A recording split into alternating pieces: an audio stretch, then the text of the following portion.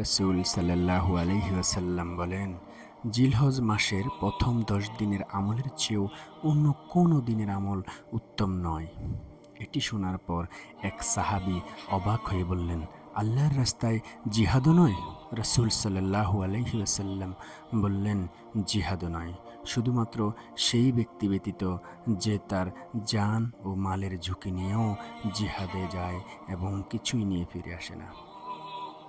এই সাহাবী অবাক হয়ে যে প্রশ্নটি করেছেন, আমরা অনেকেই হয়তো একই প্রশ্ন করতাম।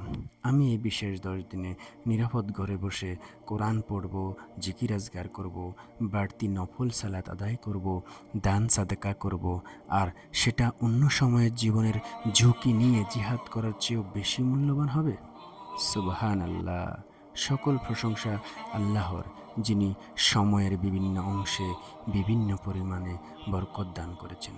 রমাদানের শেষ 10টি রাত যেমন বছরের শ্রেষ্ঠ ও সবচেয়ে বরকতময় 10টি রাত, তেমনি জিলহজ মাসের প্রথম 10 দিন হলো বছরের সর্বোত্তম ও সবচেয়ে বরকতময় 10টি দিন।